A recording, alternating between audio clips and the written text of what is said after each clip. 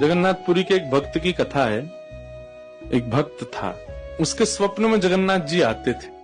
वो इतना रोता था मंदिर के बाहर खड़े होकर के।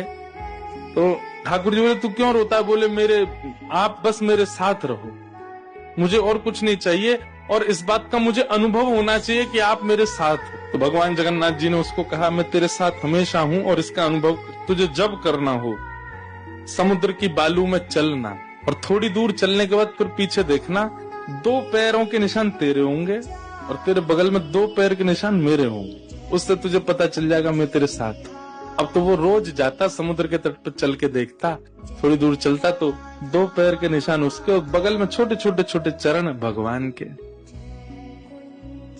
इतना प्रसन्न रहता था। लेकिन ये उसके घर में कोई घटना घटी, माता जी का देहावसन हो गया, बहुत कष्ट में आ गया, इतना पीड़ा में आ गया, रोने लगा, बिलखने लगा। अपनी माँ के जाने के भाव से तुरंत दौड़ करके गया। बोले, मैं मन को शांत करने का एक ही तरीका, पता चले जगन्नाथ जी मेरे साथ।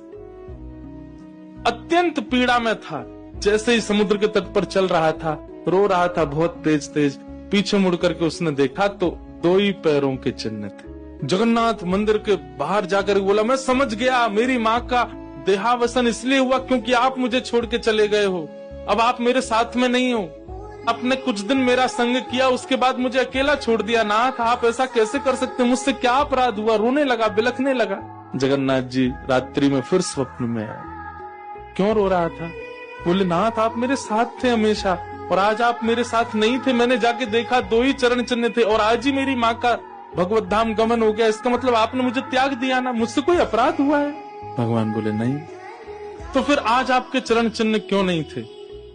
भगवान बोले, कल तक मेरे चरण चिन्ह थे क्योंकि तू भी चल रहा था और मैं भी चल रहा था, परंतु आज तू पीड़ा में आ गया तो तुझे गोद में लेके मैं ही चल रहा था। वो मेरे चरण चिन्ह, तेरे नहीं, वो मैं ही हूं।